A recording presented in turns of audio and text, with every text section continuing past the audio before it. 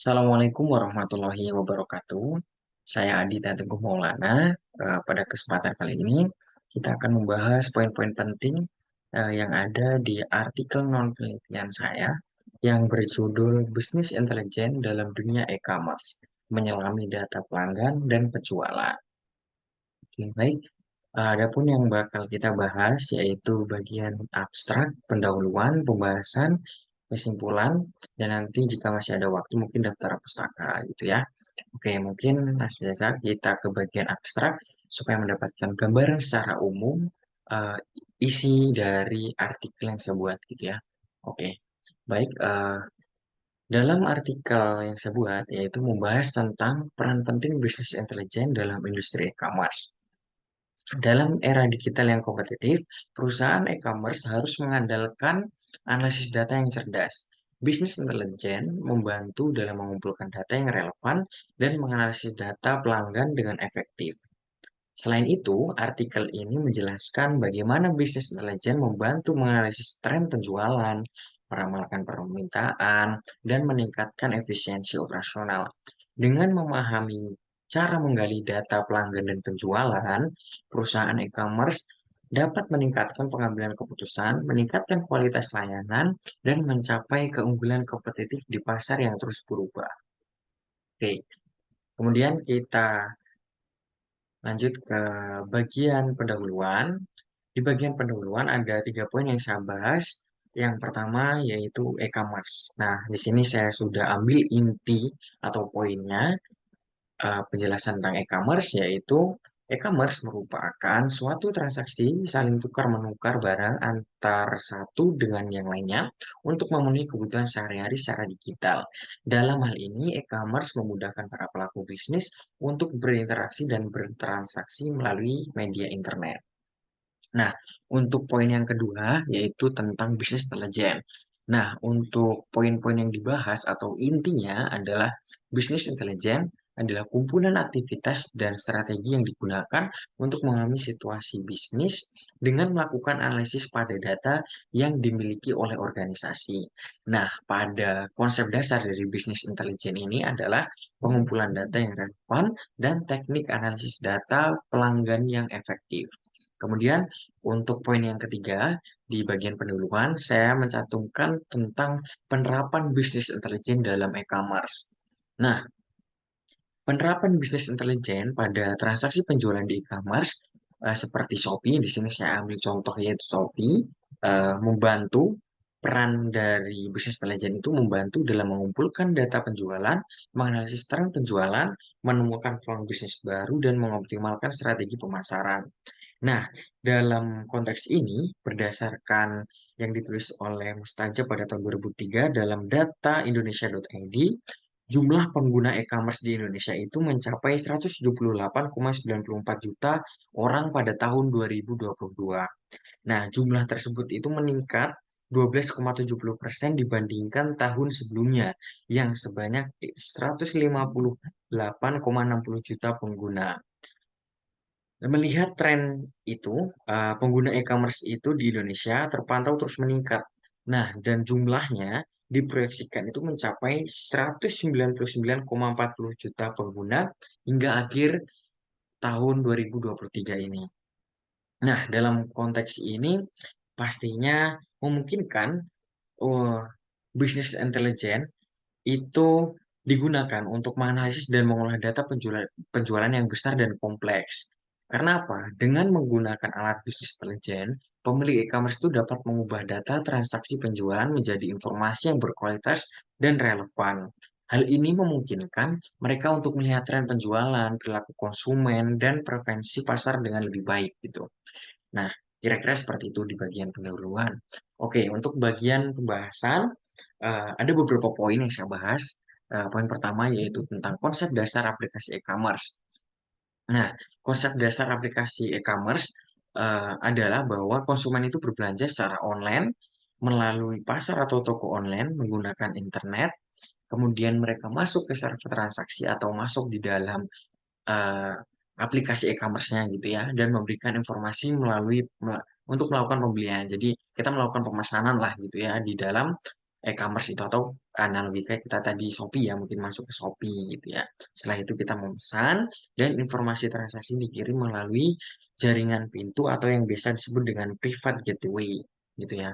Kemudian di sana akan dilakukan transaksi yang dinyatakan sah atau tidak oleh bank yang terlibat atau biasa disebut dengan processing network. Nah, kira-kira seperti itu untuk konsep dasar dari aplikasi e-commerce. Dan poin yang kedua, di bagian pembahasan saya mencantumkan pentingnya bisnis intelijen. Nah, bisnis intelijen itu diperlukan di setiap lini organisasi, mulai dari CFO atau Chief Financial Officer eh, yang membutuhkan laporan keuangan yang akurat. Kemudian ada kepala divisi penjualan untuk evaluasi kinerja bisnis, ada juga customer service manager untuk kebutuhan eh, berdasarkan analisis pelanggan, kemudian HR manager dalam perhitungan kinerja individu, hingga manajer pemasaran untuk kampanye penjualan yang efektif guna mencapai tujuan perusahaan dengan lebih baik dan mendapatkan profit yang optimal pastinya. Nah, di bisnis intelijen itu berpengaruh terhadap pengambilan keputusan pasti. Karena sistem dari bisnis intelijen itu mampu menyimpan hasil data, kemudian menganalisis dan mengolah data tersebut menjadi informasi yang dapat digunakan sebagai pendukung pengambilan sebuah keputusan dan memberikan nilai tambah bagi perusahaan yang bertujuan meningkatkan kinerja dari perusahaan. Selain itu, bisnis intelijen itu pasti berpengaruh positif dan signifikan ya terhadap pengambilan keputusan dalam hal mengelola data, lalu informasi untuk mengoptimalkan pengambilan keputusan. Nah, kemudian untuk poin yang selanjutnya di dalam pembahasan itu ada peran bisnis intelijen dalam e-commerce. Nah, di bagian ini saya menjelaskan tentang e-commerce dan bisnis intelijen itu membentuk kombinasi yang kuat yang membantu pemilik situs web untuk memahami perilaku konsumen, mengidentifikasi tren pasar, dan menentukan kampanye pemasaran yang ditargetkan. Namun, biasanya e-commerce dan bisnis intelijen ini juga menimbulkan tantangan biaya implementasi, dukungan, dan pemeliharaan yang tinggi gitu ya. Nah, biasanya kurangnya fokus pada pengetahuan tentang manfaat di bagian ini nih, atau di area ini, itu dapat mengarah pada resistensi organisasi dalam mengadopsi teknologi bisnis intelijen. Nah, oleh karena itu, penting sekali di dalam bisnis intelijen itu perlu ada yang namanya pembuatan indikator kinerja dalam implementasi e-commerce gitu.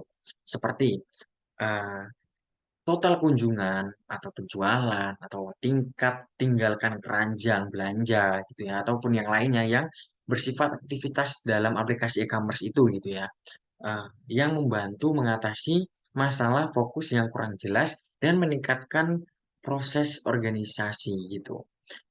Di mana dalam bisnis intelijen di e-commerce juga memberikan keuntungan dalam manajemen hubungan dengan pelanggan, mendeteksi pola pembelian, dan menganalisis perilaku pelanggan yang meningkatkan probabilitas, loyalitas, dan menciptakan kedekatan yang lebih baik dengan klien pastinya. Kemudian di poin selanjutnya, saya menyebutkan atau menjelaskan beberapa perangkat lunak bisnis intelijen yang biasa digunakan. Nah, banyak sekali perusahaan itu berpikir bahwa solusi bisnis intelijen itu dipandang sebagai investasi besar bagi perusahaan. Pada faktanya, sebenarnya dari perusahaan itu bisa melakukan sendiri gitu ya, dengan perangkat lunak yang tersedia dengan harga yang terjangkau, mendorong banyak perusahaan untuk menerapkan bisnis intelijen di perusahaannya masing-masing. Nah, biasanya nih perangkat-perangkat lunak yang digunakan di area bisnis intelijen ada pertama ada SAP, yaitu System Analysis and Product in Data Processing, kedua ada Oracle, ketiga ada IBM, keempat ada SAS, kelima ada Microsoft, dan yang keenam itu ada penyedia open source seperti Jaspersoft, Pentaho, Jedox atau Spago BI. Kemudian saya juga menjelaskan tentang implementasi bisnis intelijen di perusahaan. Nah, implementasi bisnis intelijen yang sukses di perusahaan itu didasarkan pada profil persyaratan konten yang baik yang harus dikembangkan dalam konsep teknis pada awal implementasi bisnis intelijen. Karena kurangnya pengetahuan di perusahaan, biasanya tuh perusahaan perlu mencari bantuan dari luar. Nah, koordinasi implementasi bisnis intelijen yang berfungsi dengan baik membutuhkan kompetensi interdisipliner antara pengetahuan khusus, terutama pengetahuan bisnis intelijen, dan kepemimpinan dalam bentuk ketegasan, komunikasi, dan keterampilan berkoordinasi. Nah, manfaat dari implementasi bisnis intelijen bagi perusahaan itu meliputi integrasi data yang lebih baik, kombinasi pelaporan dan perencanaan, serta fleksibilitas dan pemrosesan data dalam volume yang lebih besar. Selain itu juga ada faktor keberhasilan utama dalam implementasi bisnis yang sukses. Itu ada pertama keterlibatan penerimaan pelaporan dan perencanaan, kemudian ada analisis situasi bisnisnya seperti apa, dan konsep spesialis yang mencakup semua konten, proses, dan profil persyaratan organisasi dan teknis yang ada di dalam e-commerce atau perusahaan itu sendiri gitu ya. Kemudian, eh, identifikasi nilai tambahan dan faktor strategis, desain konten, tata letak laporan, dan struktur pelaporan dan navigasi juga penting dalam konsep spesialis. Nah, biasanya konsep dari konten teknis yang menjadi dasar itu implementasi solusi bisnis intelijen, gitu ya.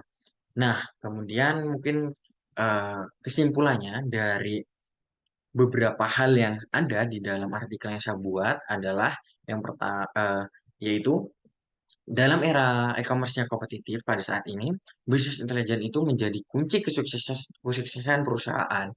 Analisis data pelanggan dan penjualan itu membantu dalam memahami preferensi pelanggan, meramalkan permintaan, dan meningkatkan efisiensi operasional.